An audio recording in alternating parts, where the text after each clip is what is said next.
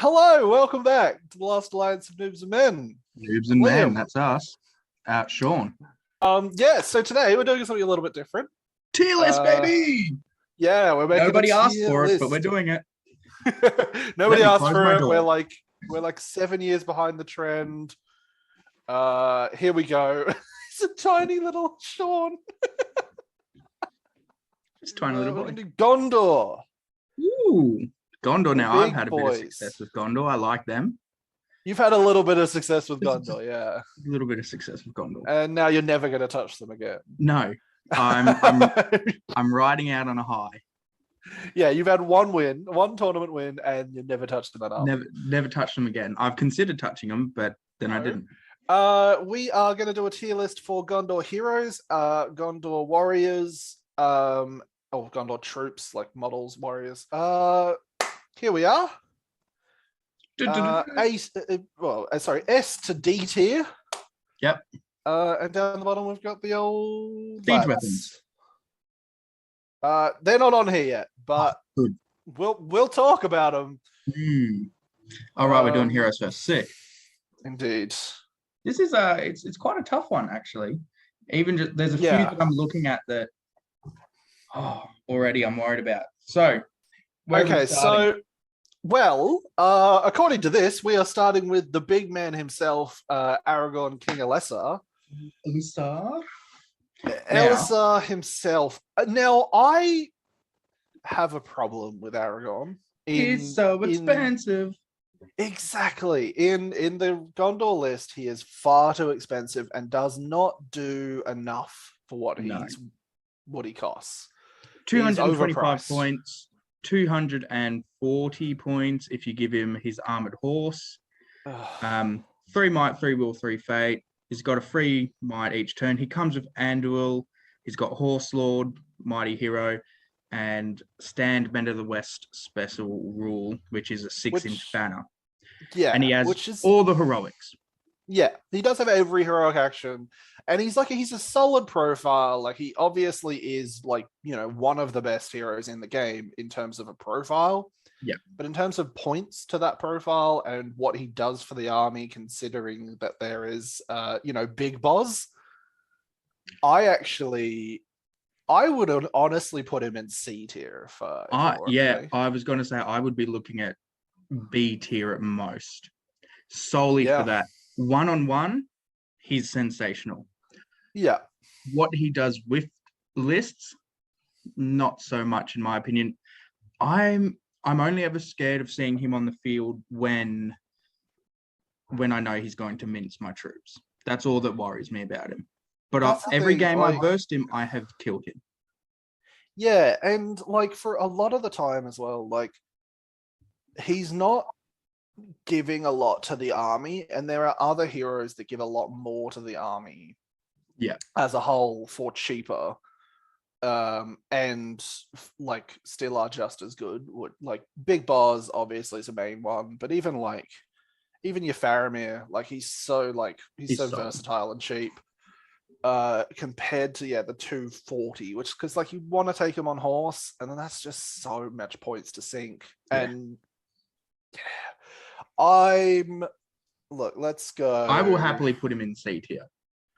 I think he's C tier. I think that list specifically, C tier might irk some people up, but we're not here to make you guys happy. We want that engagement. Come on, boys, get sold. Yeah, fuck you guys. He's in C tier. Now Paragon is an interesting one. Yeah, so I don't know how I feel about him. He's a 30.111 warrior. You can take a horse for 5 points. That's the cheapest horse in the game. Can he actually? From my understanding, yes. Oh no, most horses are. Oh no, yeah. Yeah, most horses are 10. He gets a 5-point horse. He does have bodyguard, and he does have a longbow. I genuinely think he's easily B tier, if not higher, because he's essentially a Citadel Guard with an extra strength, a point of might, a point of will, a point of fate, and I think he's an extra defense on them as well. He's D6, isn't he? Yeah, he's D6. I would probably I would go B tier with him, solely on the fact that you're only really going to take him if you've got a spare 30 points. But I personally, if I had a spare 30 points, I would probably take 3 extra Fountain Court Guard or 3 extra Warriors of some form over him. Yes, he gives you that extra might, but I feel like I'd take him. A few better options. So I think he sits nicely at B tier. He can lead 6 troops, which is nice. He's a minor hero, but he's got accuracy as well, which he's not. So he's not completely terrible, but he's not amazing. Yeah, no, fair enough. He's very bang on average in my opinion. Now, Big Boz. Oh, S tier. Okay, as a support hero, S tier. S for support, baby. S for support. Now, my biggest thing is like he does cost a lot. He does. Like Paragon. 160 points base, 40 points to give him the banner, which you kind of always do. There's very rare times. Yeah, there's very rare times you're going to chuck him. Yeah. Chuck him without the banner. In my experience with him, I didn't run him on horse. I gave him the banner and a shield. And I didn't use him as a mincing machine, which a lot of people use him as. I used him as a support hero for my major shield wall. Yeah. And he did everything, increasing my fight value. So he goes to fight 7. Purely for that fight value. Takes my Fountain Court Guard to fight 5. Takes my regular troops to fight 4. 6-inch banner. It's crazy what he can do. A lot of people will run him around as someone on horse with the banner, giving cap. I would argue that if you've got him on horse and running him around, I don't think you take the banner because it's not doing enough for you. I would argue not as well, but I know there are people who do that. If I didn't run Boromir the way I did, and I didn't have this success I did at that tournament with him, I would have said A tier, but solely on what he did for me over those 7 games. Every game he was just chef's kiss. I mean, 6 points of might, 6-inch banner with +1 fight, and like the horn as well. As I said, I could use him as a support hero, which I did mainly. He did get in there and chop up some troops here and there. But if I was desperate, I could flash kill a hero with him. You throw him into a big hero and you go, cool, 6 points of might. I will use all of this in one turn to kill them. Yeah, basically. No, if it's a big hero, and you need to get them off the board. Yeah. So that's why I'm going S tier with him. Yeah. No, I think I agree, actually. Yeah, that's it. That's point well made. Now, Knight of the White Tower. I really want to put him in A tier purely on, but I think on performance, on paper, I think he should be on A tier, but I think on performance, it's a Maher issue. The only reason I'm not going to put him in A tier is because he only gets it's only on the roll of a natural 6. Does he not have to use the 2-handed weapon? If he didn't have to follow that rule and he had a Master Forged 2-handed weapon, A tier. Oh, A tier, easy. 100%. Easy. If not even fucking S tier, because there's Mighty Blow with the 2-handed weapon. So he's ridiculously good, but I think that there's going to be a lot of times where you kind of need him to either have a good support, like a Fountain Court support, or like a Citadel Guard support, or just a couple more models in a fight with him. Yeah. If you're trying to nuke someone, which he can do, I think he needs a few models in there with him. He can't really do it on his strength value. 4, I think. He is, his strength 4. Yeah, the Blade Lord roll of natural. And the sword. The sword gives him Mighty Blow as well. So and he's got strike with 2 points of might. I'd stick him in B tier just because he needs to get the roll of a 6 for he not to get that penalty. Yeah, the -1 penalty. I think on paper he could easily be A tier. I think he can do it. He just really got to get those rolls. But I think in practice, I think he's B tier. Now, the Minas Tirith captain. Oh, I love I'm that. putting it I love A that. tier. Yep, 100%. Chuck him in there. Easy. D7 with a shield. D7, D8. He can get a D8 in a shield wall. D8 in a shield wall. Classic captain stats: 2 might, 1 will, 1 fate. But he's he's a D8 model, which is just fucking ridiculous. Like in terms of sheer 50 points, baby. 55 well, with a shield.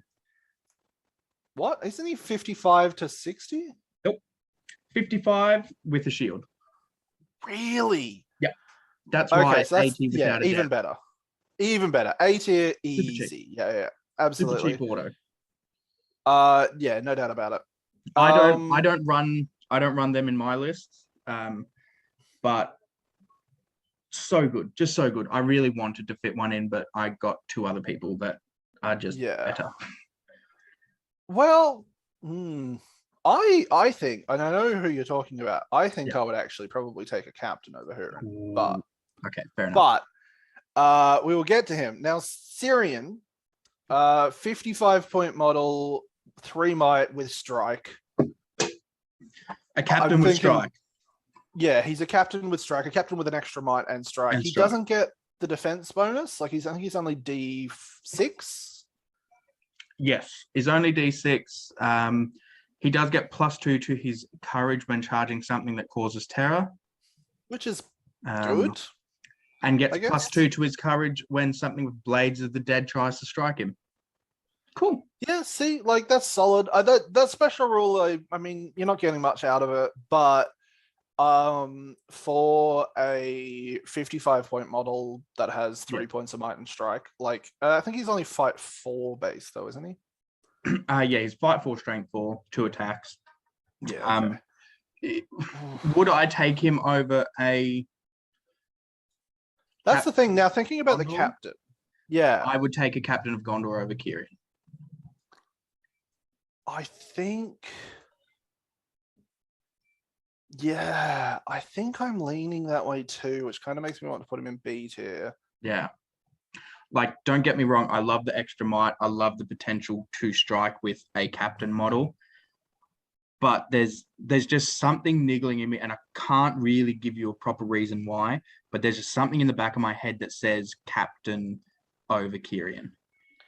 I think it's the fact that for an extra 10 points, you can get a much better model. And I will point him out in a second because he is absolutely my favorite on the list. But we are at Damrod, who is another one of those weird... Back him off. Go. Bye. See ya. Don't want to talk about you. I'm putting on C. I think he's worse than Paragon. He's 25 points. Yeah, he's worse than Paragon. He's 25 points. Basically the exact same stats as Paragon, just D5. He doesn't have bodyguard. Creature. He doesn't get bodyguard. He doesn't get a horse. Get out of here. I'd only ever consider taking him once again if I had an extra spare 25 points. Or I don't think I ever would, to be honest. A Ranges of Athelion list so that I could get max bows. That's the only time I take him, Ranges of Athelion. Yeah. Which actually, interestingly, this tier list doesn't have those 2 boys, but I would put them on C tier as well. Fair enough. Nothing special. Mablub and Anborn. Angborn. No, Angborn's the fiefdom's boy. No, Anborn. Anborn, yeah. Yeah, there's no G. All right. Now, this is one of my favorite boys. This is Big Daddy Denithol. He's a 35-point model that can take 15 troops. He's also fight 5, 2 attack, strength 4. Right? Yeah. 35-point model. Like, he's got his weird little broken mind thing, but for the most part, that literally never goes off. It came off never in my time playing. He is easy S tier. Like, I'll call it, yeah, he doesn't have any might, he doesn't have any fate. He's 35 points. He's 35 points. He's fight 5. He's strength 4, D5, 2 attacks, 2 wounds. Like, and you're not throwing him into combat. You are putting him at the back. He is your leader VPs, and you just leave it. It's a no-brainer, I reckon. Combined with another boy is a big reason why I keep him in S tier. We'll get to him. So Faramir. Faramir, I think A tier. I think it's pretty straightforward. He's a captain. He is a very solid hero. Like he's more than a captain. He's more than a captain. He's Much 80 more points. Than a captain. Yeah. I would say that he is a great leader of Gondor for lower points. Yes, if you definitely if you lower can't take points. if you can't take Boz or I guess you could take a Denny in any points list. Yeah. But no, I think Faramir is definitely your first or second choice for a lower points Gondor army. He gives fight value to Osgiliath veterans, if I'm not mistaken, which is him cool. And Boz do it. I think it's it gets them to fight 4, which is nice. If you've got Daddy Denithor in the army, he passes all courage checks, so that's true. Cool. Yep. Although I think he has to charge, doesn't he? Yeah, has to charge if he's able to. Yeah, so that's a bit rough. Yeah, he doesn't do it as successfully as, say, Theodred, who, when he has to charge, I'm not as worried. But Faramir charging, it's like, oh. See, okay. The only thing that makes me like Faramir having to charge is if you have him mounted and like full big knight Faramir. Full on knight Faramir. I love him being able to charge because you give him the lance, you give him heavy armor and a shield, and suddenly he's D7. And then he's got 3 attacks on the charge with +1s to wound. I'm not that worried about him after that. Yeah. He does it does bump his points up because he is 80 points, armored horse. It's an extra 15, so that's 95. Then you chuck on heavy armor. You can even just give him a regular horse. That extra 5 points for armored horse. It's nice, but I'd probably just give him a regular horse if you need the points. It only protects you against strength 2 shooting, so it's Anyway, 80, nice. Yeah, I just think I think he's solid. I don't think he's better than Boz or Denathor. No. Gandalf, now, B tier or C tier. I honestly am thinking C tier. He is too expensive. He is too expensive, and he doesn't do the business. He's almost the same points as what's his face, Saruman, and he's just the worst caster. He's more than Saruman. Yeah, that's what I mean. He's more than Saruman. Sorry. I was going to say almost the same, but yes, he is more. I was thinking of Saruman including Grima as. Saruman including Grima is 210 or whatever. Yeah, something like that. So he's more than Saruman. He's a worse caster, and you pay an extra 20 points to give him Shadowfax. Yeah, the only thing he does, he does have Glamdring, and he is fight 5 with and strike 2 attacks. With 2 attacks. And he's relatively defensive. He's got 3 fate with the rerolls, 3 wounds, D6. He's solid. But I think it's another case of he's a bit too expensive for what he does. Because he's not. It's hard to have him as a caster, and it's hard to have him as a combat hero. He's kind of a bit of neither. Yeah, whenever I've seen him on the board, and once again, it's another model that I see on the board, and I'm not too worried about. Because he's basically 240 point blinding lights. That's the thing. However, there are people that use him successfully and properly, but he's such a big point sink that if you don't play him properly, he's not going to make his points back. Yeah, if you exactly. Make one mistake with him, worthless. There's an argument, easily the argument to be made as well is that Boz is basically the same points, and you don't have to you obviously play Boz well, he's going to do much better for you. But even if you're playing Boz relatively poorly, he's going to do more for the army than Gandalf will. There's a big bit of would you call it leeway when playing Boromir. You can make a mistake and recover from that. You make a mistake with Gandalf, and the recovery process is huge. Yeah, or you just don't play Gandalf right, and he's not going to get his points back. Whereas even if you play Boz pretty poorly, he's still making you a good amount of points just with that banner and fight value increase. Yeah. That alone makes Boz a much fairer to newer players or whatever. Yeah, no, I think absolutely Gandalf can be played well. I definitely want to make that a point in this is with everything on this list, obviously everyone plays differently. Everyone does stuff. Yeah. There's going to be people that play Gandalf perfectly and really well. They'll know what they're doing. So in their minds, Gandalf will be higher tier. But Absolutely. from our experience, from when we've played, when we've seen others play, I personally have never played with Gandalf the White. I've never used him. I've played against him like 3 times, and every time, like, he's done almost nothing. I've versed him numerous times, and he's just cool. Congratulations. He does okay, but in every time I think a Boromir is going to be better. Yeah, I think. Oh, 100%. Now we've hit the roadblock. I think now. Hurin, my boy, S tier baby. Let's go. Hurin, A tier. I can't put him S tier. I don't think he's good enough. Good. Masterforged Blade. Yeah. Right, 2-handed Masterforged Blade. Yep. Yes, his 2 attacks. He's the only hero that I immediately go, yep, he's going straight onto a horse. Yep. Charging, 3 attacks, knockdown, all that stuff. He's sensational. His special rule of your leader VP is not counting if he's still on the board. Well, your leader, like, if your leader dies while he's still on the board, they don't count. If he's wounded.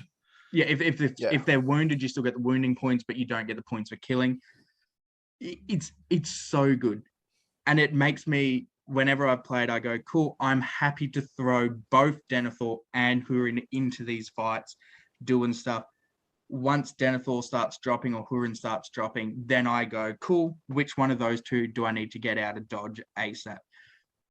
Denathor, I put in S tier. I want in S tier again.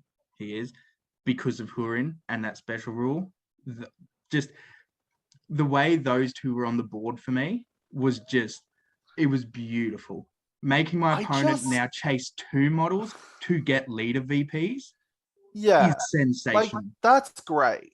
But for the most part, that's saving you like 2 VPs, because like, if Denathor gets wounded, that's immediately just 1 VP. The only thing they're chasing then is 2 VPs, and I think you get those VPs elsewhere, or like a good player will go, okay, I'm not going to be able to chase those 2 models. I'm just going to go after shit. Unless, of course, they're really, really out of position. Yes, which is where I like it, because it makes them almost go, cool, I'm not even going to bother getting that unless, out of position or whatnot.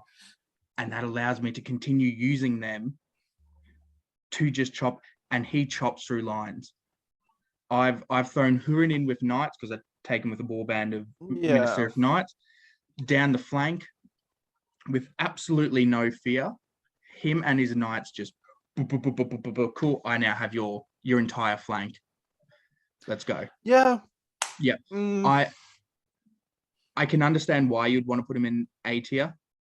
I just think there is definitely a bias for me because of you've played with him. You've had good success with him. I just think, like, on paper, if I hadn't played him, I would say A tier for sure. Yeah. Using him, and a big reason is that 2-handed Masterforged Blade. Yeah, it's really solid. Don't get me wrong, that's really good, especially on the charge. Hello, Kamul first turn, Amdur the second turn, Hurin. Kamul did come very out of position, though. Made that happen.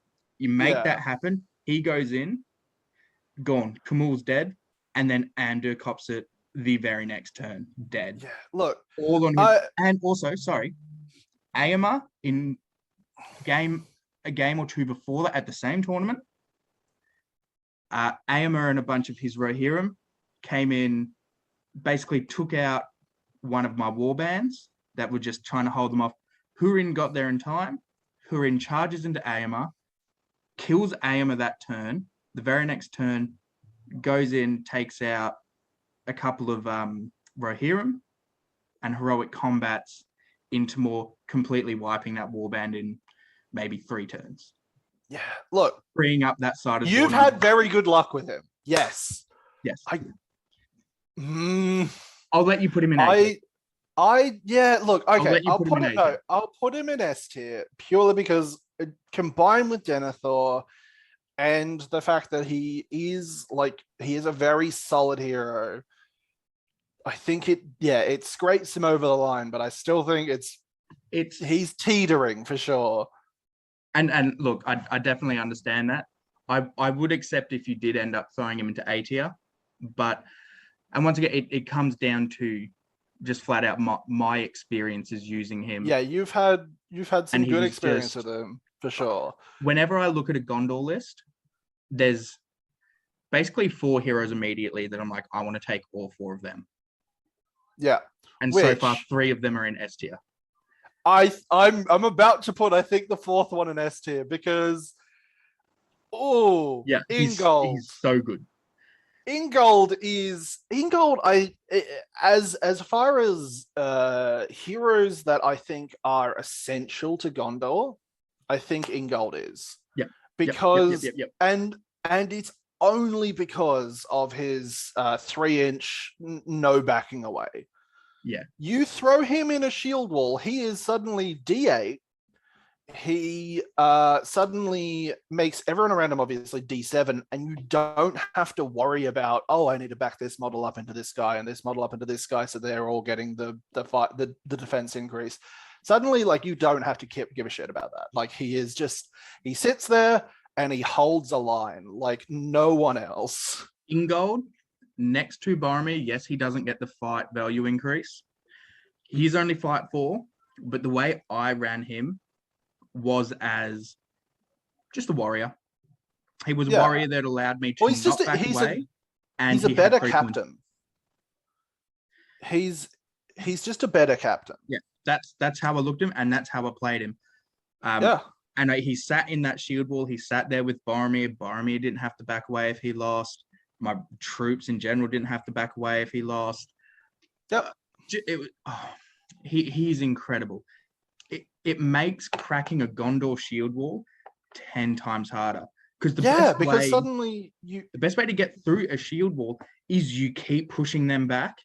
Even if you don't kill, you keep pushing them back until a gap starts opening up, and you're like, cool, I can start flooding. This guy goes, nah. Cool. Yeah, exactly. Suddenly there's range.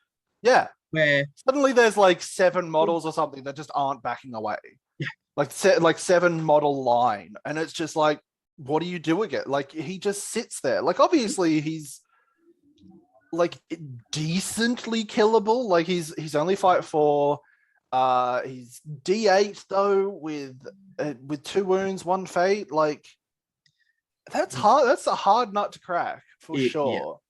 Now, to be fair, I think he only survived 1 or 2 of my games. Yeah. So he died very quickly. He died in most games, but what he offered in the early game, when the walls first clash, perfect. Once both lines start breaking up, models start dying, then you get a little bit reckless with him. He's got 3 points of might still potentially. He's just, it's great. Yeah, that's the thing. He brings so much. Everything, all the points that we made about the captain being amazing, it's just Ingold is better in every single way. He brings an extra point of might. 10 he points. Brings an extra 10 points for an extra point of might for strike, and for that and that just line. Easy. He's such a good model. And then we move on to I think the next few models are a bit kind of shit, to be honest. Look, I don't like Irolas is all right. I reckon he's probably maybe B tier. Yeah, that's what I'm thinking as well. He's I wouldn't put him down in C tier. No, I definitely wouldn't put him up in A tier. I think B tier is perfect for him. He can shield without a shield. And he gets one strength 4 hit. Yeah. He's got the Oaken Shield special rule, essentially. Cool. He's got bodyguard. He's fight 5, which is fun. That's nice. That is nice. Yeah. But but he doesn't have strike.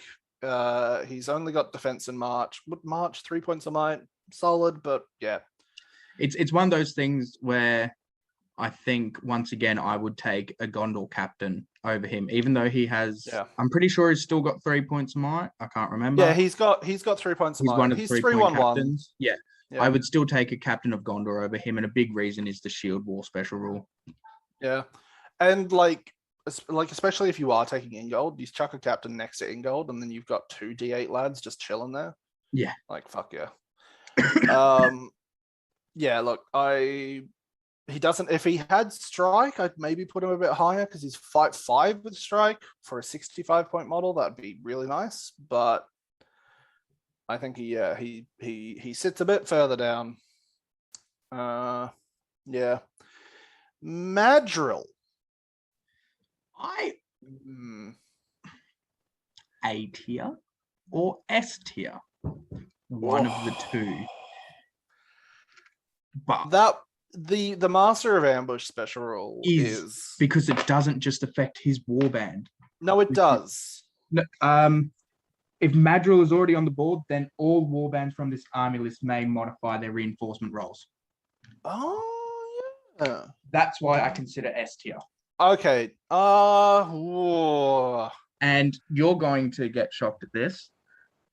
But 3 points of might to March. Oh, fuck off.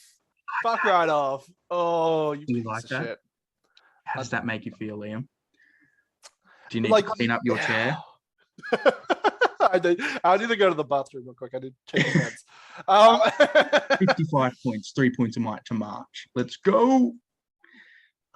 Yeah, look, I'm just looking at his stat line now. It is solid for 55 points. I'm leaning towards A tier. Yeah, I think I'm more comfortable with A tier. I think he's a very solid profile, and I love that special. Especially, I remember reading that it was only okay. So Madril's warband does have it, but once he's on the board, the other warbands get it. Yeah. So it is still a bit like he has to get on first. You have to roll him first and hope he comes on. Yes. And then you can modify. That Master of Ambush was the only reason I would consider scraping him into S tier, but I think A tier is the proper location for him. I think he is again along the lines of Hiran. He's teetering, I think, but I think I would probably put him on an A tier. I think the models we already have in S tier, I would take all of those before I take him.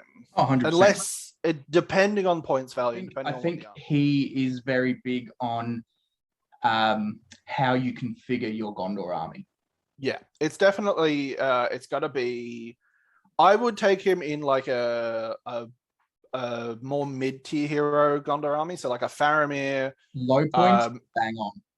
Yeah, Faramir, Madril, like Ingold, and like I don't know, like a knight or something like that. Like a couple of like low tier lads, but you've got a lot of models. So then you need his special to kind of get your numbers on the board. I mean, 10-point boy. I'm putting him in D tier. Pippin. He doesn't do anything. He's 25 points. He's 10 points in the Shire list. In the Fellowship list. He's 25 points because he gets armor and he gets a point of might and a point of will. Ooh, cool. If you got a spare 25 points, you take Damrod or Paragon. Like, or just take extra warriors. We'll take extra warriors, yeah. He's only fight 3, strength 2 still. Like, he doesn't bring anything to the list. As sad as it is, poor old Paragon, he's not doing it. He's not. These guys coming up next. Oh, I love them. I love them. I really do. King of Men. You can get them to D. They're such a good profile. You can get them to D7. Yep. 2 attacks, fight 5. Lance. 2 might, 2 will. You can put them on a horse and give them a lance if you so wish. I am a big fan. They're a really solid choice. I like. They're a more expensive Denathor with mine. They're a more expensive Denathor. They're a better captain, basically. Yes. I say that obviously captains can get to D8, but they're fight 5 base King of Men, and Do miss out on Shield Wall. Yeah, they do. They are Hero of Valor though. Yes. So I know they're Hero of Fortitude. No. They are Valor that got eroded. Cool. All king models are Hero of Valor. So like King of Men, Dwarf King, Haradrim Mahud. King, and Mahud King. Yeah. Sick. All of them are. That's handy to know. I am desperate to get my hands on some King of Men model. I'm desperate. I know Ethan has some. Ethan, but Ethan, hit me up. He's never giving rid of them. I don't think he's ever getting rid of them. He's a big fan. And like they're just such as I'm putting them A tier easy. I think. Yeah, they're definitely not S tier. No, they're not B tier. A tier. Yeah, A tier. I would take too often, which is annoying. No, and I think a lot of the reasons for that is people just don't have the models for them. That's it. But, I think that's the big thing. Alan Lee as a model. Hello. I'm loving it. They're just such good models. Like they're for a 60-point model. I mean, you give him a shield, give him armor, that kind of stuff. He gets to 75. Yeah, 70. Sorry. But yeah, so good. The only downside of them is you can't take them with any other named Gondor hero. Yes, but that's why you take them in an AOL list. Yes. Because you can have him, Knight of the White Tower, and Captains of Minas Tirith. So good.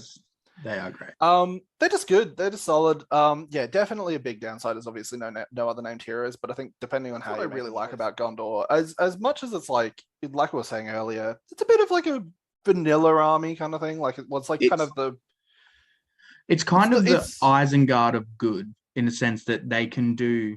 It's more the Mordor of good, really. Yeah, fair. I say it in that terms because Isengard is your, as I've said a lot before, jack of all trades, and I think Gondor is the same. I think the big difference between Isengard and Gondor, and the way I think more Mordor and Gondor is that you can just make so many different lists with Isengard, with Gondor and Mordor. Isengard, you can make a good amount of different lists as well, but I think those two they have such variety, and you can just have so many really cool models on the board. 100%. I'm very happy with that tier list. I'm very happy that I got my 4 heroes in S tier. I was always going to put at least 2 of them up there anyway. Denny and Ingold were always going to be up there, I reckon. Yeah, I can understand Boromir potentially going A tier solely on the fact that he is very expensive. Yeah, that's kind of the only thing that I'm not a huge fan of, but that fight value increase of the 6-inch banner. I still don't think Huron should be up there, but Minas Tirith Warriors. We're gonna rush through a little bit because they're just warriors, nothing too special. Warriors. So I like the idea of knight being the knight with a banner being A tier. Sorry, I don't. Okay, take a banner around with your knights. It's if you're not running boss, don't want my knights 1 without a lance, and 2, I don't want my knights being neg 1 on the charge. Especially if I'm taking an all-mounted list, 100% banner on a knight. But if I've only got 6 knights plus a hero on horse, I don't want one of them to have any form of negative. If you've got Boromir's banner, I don't think you hit the force with Boromir's banner. Oh, you do. How often though, really? Fairly. Hammer and anvil, that's how you use them. Yeah.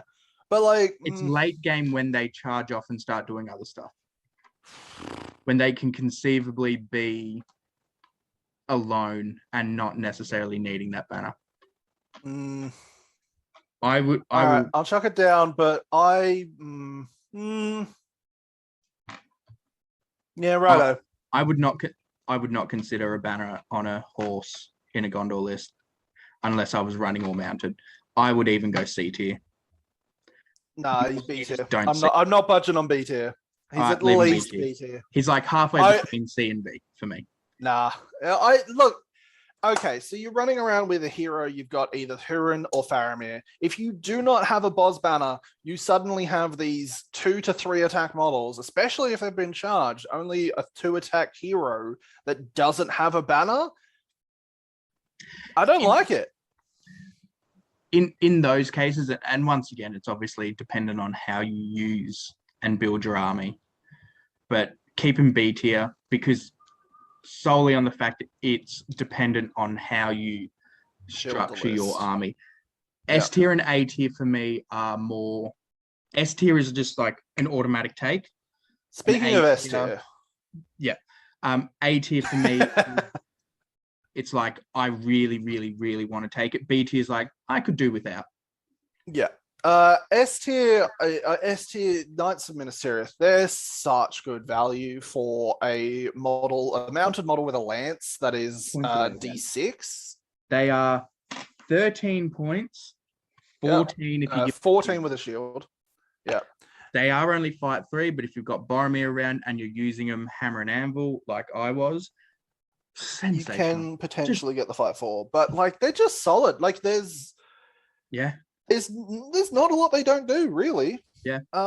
They take out your opponent's shield wall, or just their massive models, and then late game they go boop and run around the board. Yeah. No, they're just really good. A good way I've heard them being described is Gondor, and this was before Shield Wall and the likes of Ingold, but they were known as Gondor's Band-Aid. So once Gondor's Shield Wall started breaking, you would plug that hole with a knife. Yeah, no, they're just really solid. Like there's good. Not a lot they don't do. Yeah, I wouldn't take a Gondor list without a couple of them. Yeah, easy. So regular banner on foot. B tier. Yeah, look, because I don't think that you're gonna take Boz. If you're taking Boromir, you don't need it. If you're not taking Boromir, you want to take at least one. Yeah. I think that of all the banners you can take, I would actually, depending on whether or not you're taking Boz, it is dependent on you're gonna take them. Like you're gonna take a banner regardless. I think A tier because of all the other banners. Like I know you can get banners on Fountain Court Guard, which I wouldn't do. Yeah. It's gonna be on a Minas Tirith Warrior. I think A tier, just purely on it, like the versatility of it. Like at any points value, it's gonna be good, especially if you're not. And if I'm running a list, I'm going to look at a infantry banner before I consider a mounted banner. So yeah, A tier. I actually really, really like a mounted Citadel Guard. So I'm not going to put Gondor an mounted bowman is decent. They hit 3+ shooting with them. They're 4+ shooting, but they've got a longbow, which is a 3 strength 3 bow. Strength 3 bow. Yeah. But even then, like they're fight 4 strength 3 bodyguarded mounted warriors, which if you have like 3 or 4 of them, you throw them on solid objectives. honesty bows. And the other thing is you throw them on objectives and they don't run. They're bodyguarded. They're the equivalent of they're essentially outriders. Yeah. So yeah. I really rate them. If I had them, I'd use them. I don't run Gondor anyway, but I think they are really, really good models for what they do. I'm putting them. I'll give you that one. I'll give you that one. I would have put them B tier, but I'll give you A tier. Just like, I mean, what they're what is that? 16 points. 16 points. 16. 17 if you chuck a longbow. Yeah, chuck a longbow on them. For a 17-point model, actually, for 17 points, I might put them B tier. Just like they're a good, like if you have like 2 or 3 of them, you throw them around, like you're shooting. If you hit with them, great. But I think the big thing they're just objective cappers. Yeah, big time. Yeah. I'm much happier with them in B tier, but I would have given you A tier. Citadel Guard longbow themselves, B tier. Yeah, They're too expensive for me. yeah. Well, yeah. 10 points. 10 points, you're hitting on fours. Yeah, I'll but take strength regular. 3 bows. I'll take regular Gondor bowmen over them, without a doubt. I wouldn't. Also, I take them over regular Gondor bowmen, but then I'd put a Rangers of Gondor are only 8 points. Yeah. No. Rangers of Gondor are going up there for sure. There's no doubt about it. Yeah. But I would actually take a Citadel Guard over a couple of them in the list. Sure. For that bodyguard and just standing and objective shooting, sure, no problem. Similar to I'd take them over regular Gondor shooting. Similar to their mounted models. 100%. I'm happy. But I don't know. For 10 points. Base, so 9 points, spear models that can get to fight 5 with old mate. Yeah. So they're only D5, but I think I would consider taking them over Fountain Court Guard. 2 points less for 2 points less because you give the Fountain Court Guard a shield. You're losing a defense, and that's it. Yes.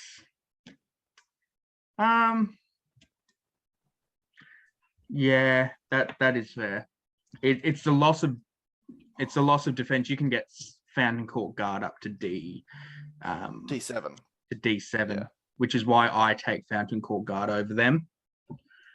I think if you're after like more bulk fight 4, fight 5 with bodyguard, I think Citadel Guard are. Well, the fact that I can fit in at lower points, 100%, I'm taking Citadel Guard over Fountain Court Guard, but at 750, 800 points, I'm taking Fountain Court Guard. Well, that's the thing is though, because I can Citadel get Guard. 12. So yeah, but that's the thing. You have so if you have 12 Citadel Guard, so Fountain Court Guard, you can have 14 Citadel Guard.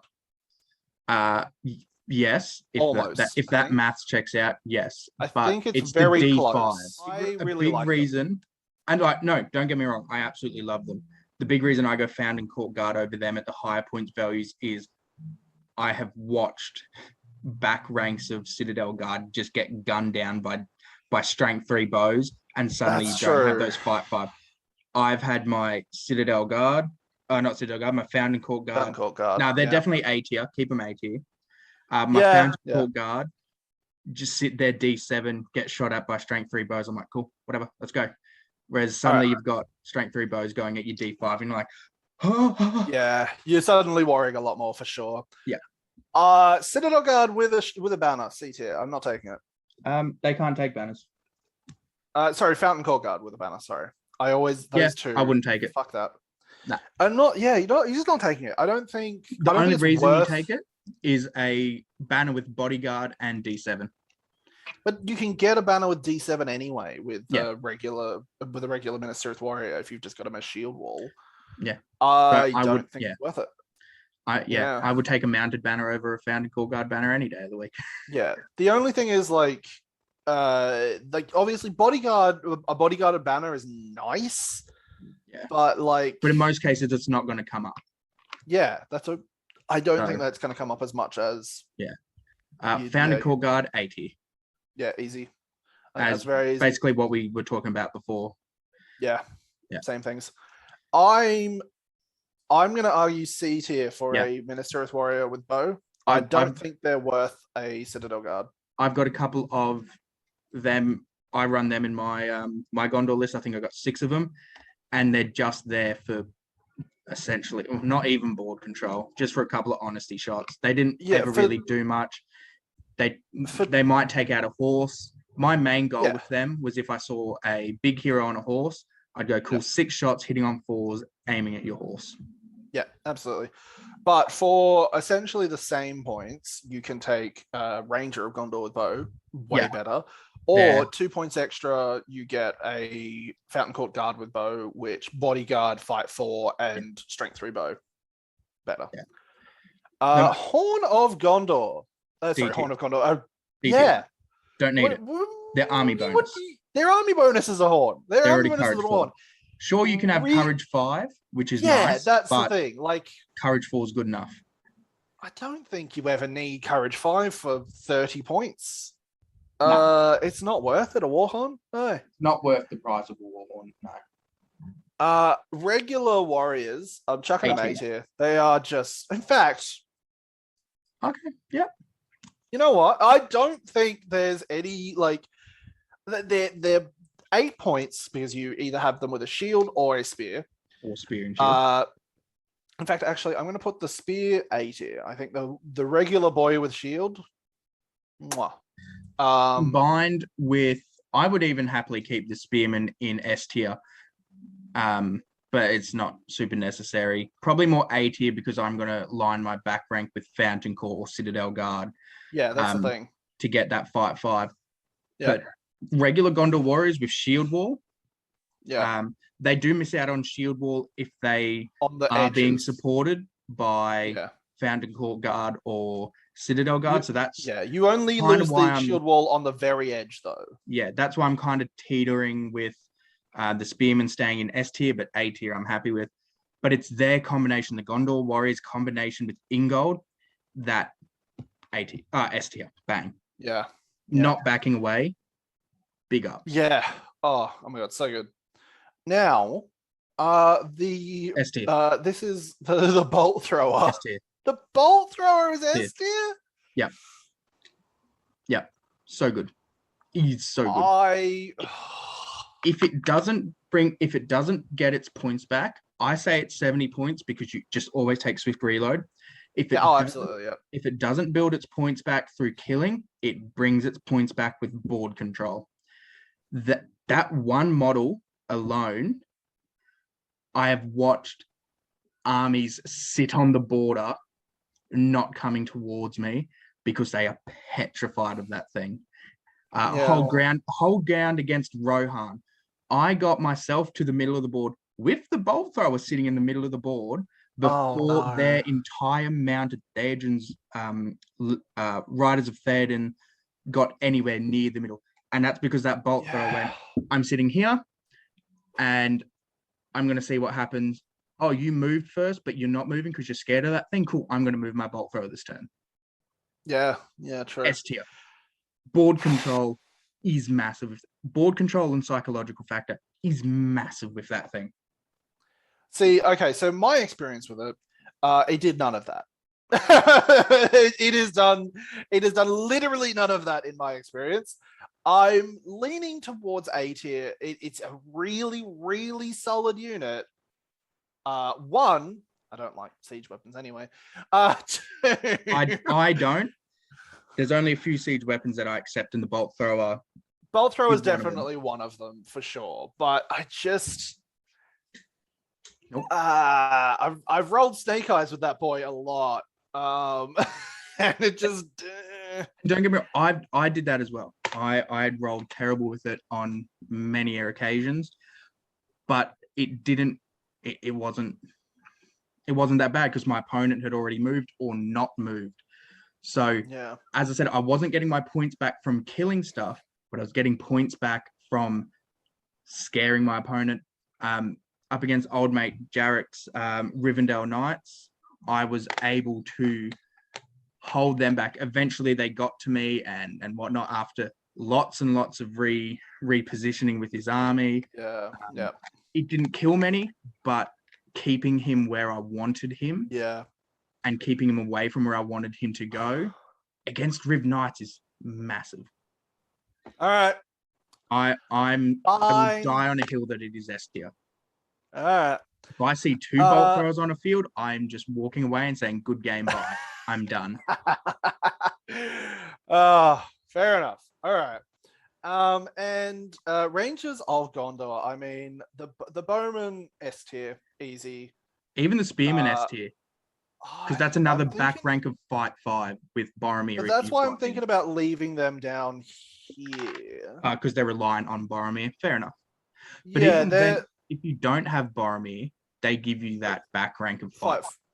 Yeah, which is nice. But I think if I was taking a back rank of fight 4, I'd take Citadel Guard over Rangers of Gondor because they're the same points and you get bodyguard and an extra defense. What I do like is the ability to have your back rank shoot.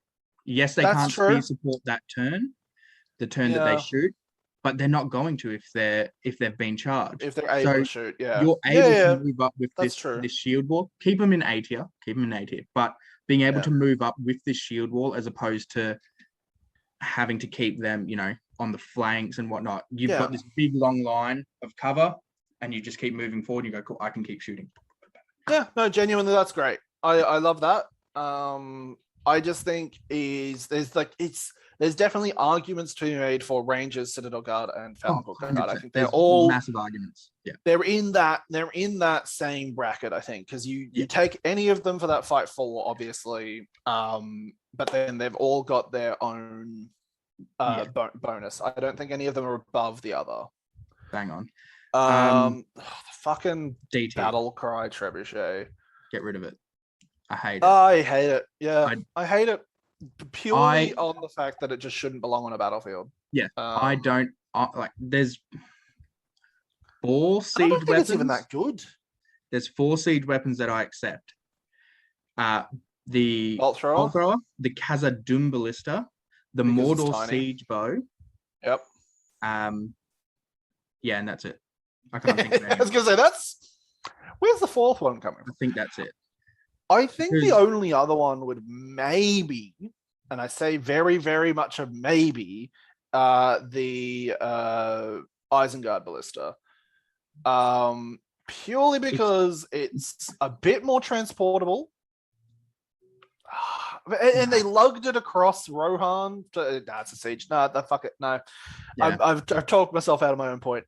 Yeah. I hate it. It's sure it's all right. I've never used it. Never won. I've gone up against the trebuchets a few times. They're similar to the bolt thrower. They're more about board control than anything else. And if your opponent does mess up and keep themselves clumped and you get that hit, it will do damage. So maybe it is. I only want to keep it in D tier because I hate siege weapons that should not belong on a battlefield. Yeah. If it was, if we're talking siege games, I'm chucking that thing up in A tier. Absolutely, go for it. I have nothing against there being models and profiles for large siege weapons. I just really do not think they should be on a pitched battlefield. Why the fuck are they there? Fuck it. Now, again, veterans.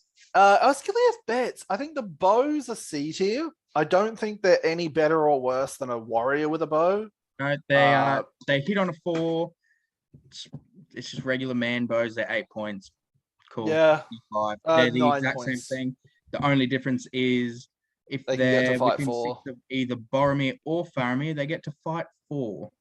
Actually, they can get to fight 5 if you do have the have the banner of Gondor as well, because it is that's true.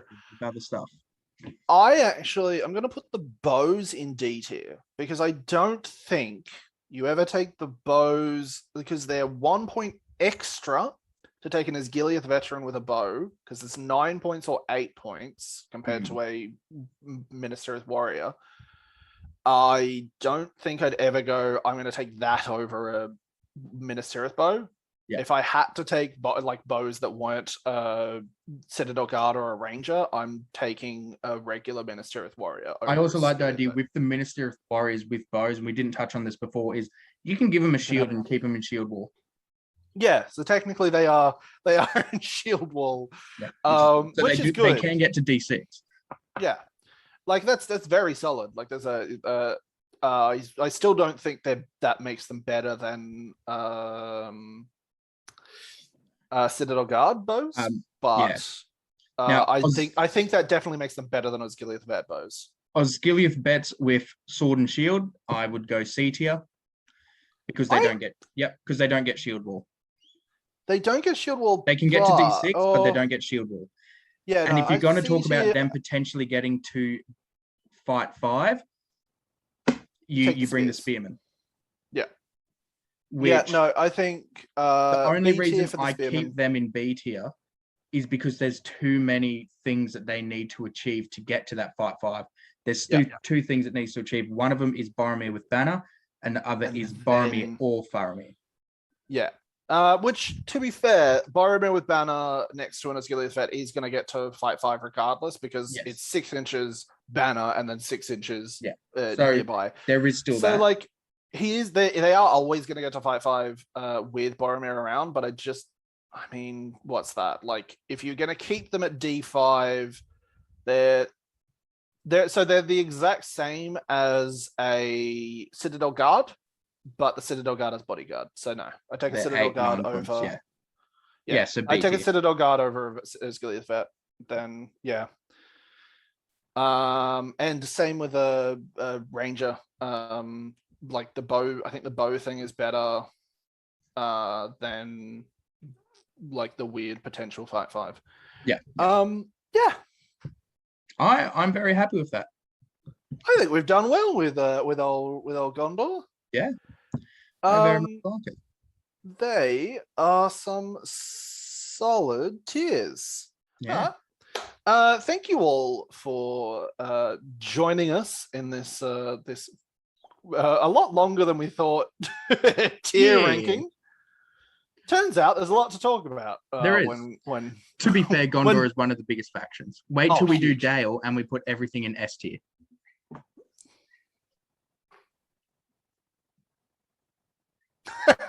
Gondor. There's a lot in Gondor. There's a lot going on.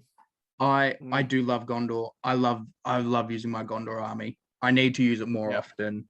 There's so much more. So like a lot of my like Gondor gripes were like, oh, Gondor, like, because back in the old rules, Gondor were just like a block. Yeah. And you kind of prayed. Whereas I think these days now they've got a lot more going on. Yeah. No, I mean, they still do a block, but like they can do a little bit more with their block than most other blocks. Yes. Block speciality. Thanks for watching. Like, favorite, subscribe, all that fun stuff. Let us know which army you want to go next, for us to do next, and let us know where you would make changes to our tier lists. Yeah, yell at us in the comments. Yell at us. Get angry at us. Please. Yeah. We'll get angry right back. Small but angry. Don't get angry. Yeah. Don't like confrontation. We like a little fight. We'll put up our shield wall. Oh God. All right. Yeah. Thanks, guys. Have a good one.